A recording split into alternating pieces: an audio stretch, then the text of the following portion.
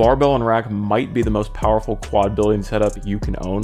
Squats and lunges alone could carry the entirety of your quads training with no issue.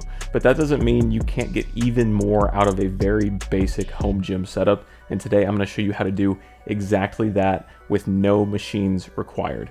Let's go.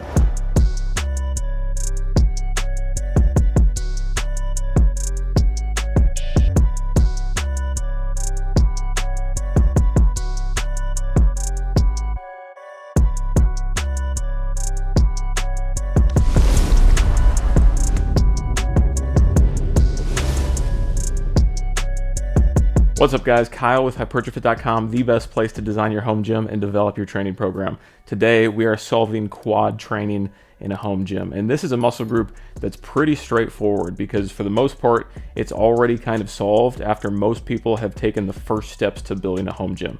If you enter the space at all, you're typically starting with a rack and a barbell, and right there you've already unlocked squats, lunges, split squats, anything in between, and that alone can completely solve anything that you need to train your quads. End video right there, right? Okay.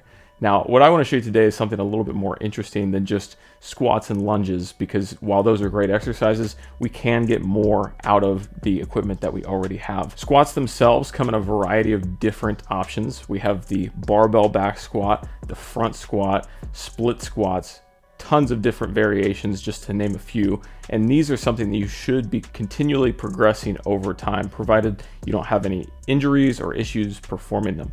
The squat alone is going to build your legs like pretty much no other exercise, so if you put most of your energy into that, you will see rewards from it. Now, there is also obviously benefit to doing unilateral work, and that's something like a lunge or a step up or a split squat where we're training one leg at a time. This helps with balance, coordination, and just overall symmetry between the two sides of your body. And lunges are an interesting one where you don't even need the barbell and additional weights or adjustable dumbbells, what have you.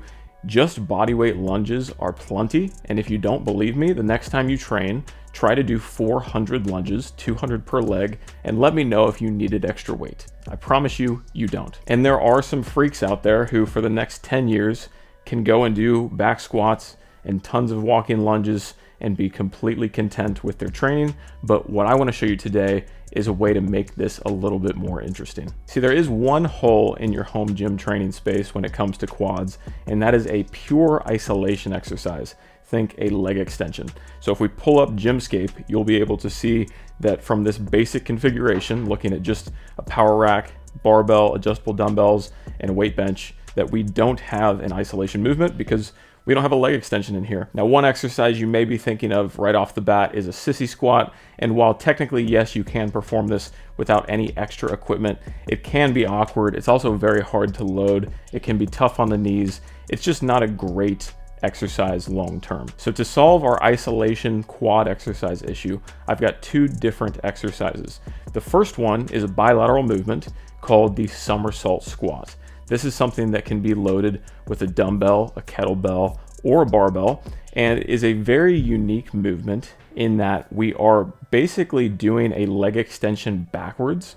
So instead of sitting in a chair and extending the legs outward away from us, we are keeping the feet planted into the floor just like a squat, but kind of in the same way a glute ham raise is the opposite of a prone leg curl. The somersault squat is the opposite because we are extending the knee and moving the hips upward. So the feet stay planted, but this is having the same type of training effect as a leg extension would on the quads. You won't need a lot of weight on this initially because you do need to find your balance, and it does depend on how you're loading this.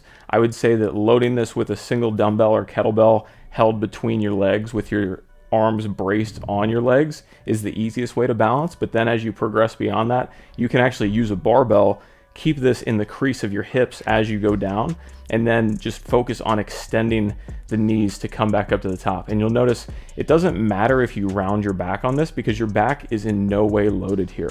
All of the weight is on the front of your legs, and you are essentially balancing this on your femurs. So as you extend through that and push back, your quads are what are doing the work and nothing else is involved. There's no hamstrings, no glutes, no upper back, no core. This is just a pure isolation movement with just the equipment that you already have. And it's an amazing finisher to throw in after you've already hit your heavy squats and lunges for the day. The second exercise is the front foot elevated split squat. You've probably heard of Bulgarian split squats or rear foot elevated split squats, and this is the opposite of that. We're elevating the front foot, and the reason for this is because we're actually putting in a forward and backward bias to this movement. So I'm thinking less of going up and down like your typical split squat and more forward and back, because again, I'm trying to mimic a similar movement pattern to that leg extension. So when we get into this movement and sink all the way into deep knee flexion, we're pushing the body forward. And then from that deep knee flexion, we're gonna push into that elevated surface to push our body backwards. So again, not going up and down, going forward and back. This has a couple of benefits. One, we're getting that direct quad isolation on that front elevated foot. And then we're also getting a really nice stretch through the back leg's hip flexor. So this is not only a quad isolation movement and an isolateral movement at that, so we're involving some balance here, but we're also engaging our rear hip flexor and stretching it. Now, this is an exercise that is not meant to be done heavy. So I don't want you trying to load up 2 and 3 plates on a bar and trying to just go to town with this. This is much better with some weight, but doing these exercises extremely slowly. So if you start to go into the negative with, say, a 5 count, pause at that stretched position for maybe a 2 or 3 count, and then push out of that, you're gonna notice a massive pump with these without a lot of extra weight. Now, I know this series has been all about using what you have in a basic setup, and I do want to break from that very briefly to finish this off, because there is one additional specialty bar that you could add to your gym that opens up a lot of opportunity, especially in terms of adding more to what you can do for your quads. And that is with the safety squat bar. The safety squat bar is a hybrid between a high bar squat and a front squat. The weight is positioned further up and forward, so it's more upper back and more quad biased than your typical back squat. This alone makes it a worthwhile addition to your training just for the bar itself. But what's even more interesting are the additional exercises that you can do with it. So a safety squat bar allows you to squat without holding on to the bar itself. And this opens up the opportunity for Hatfield squats. This is where you're bracing against the rack. So you're using your upper body, you're using your arms to hold yourself steady, and you can determine how much of that upper body assistance you're using. What this allows you to do is brace as you go into the hole, take some stress off of your knees or your lower back at the bottom, and then overcome fatigue as you're pushing back up to the top.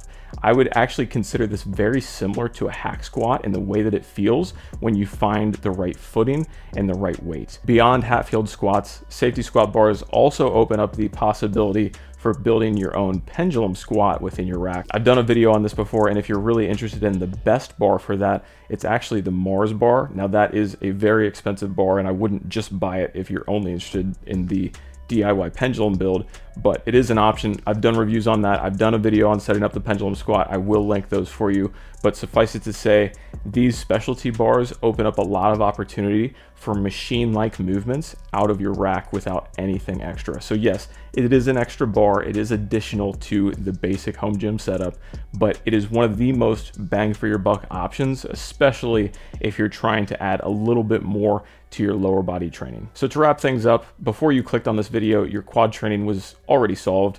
Squats and lunges carry everything that you need, but hopefully these couple extra additions will allow you to really cap things off and train in a new and interesting way to keep things fresh and keep you progressing. Let me know your thoughts on this video, exercises I listed here, or some of your favorites in your home gym setup. I would love to learn more about what you're doing, but I hope you guys enjoyed this video, and I will catch you again in the next one.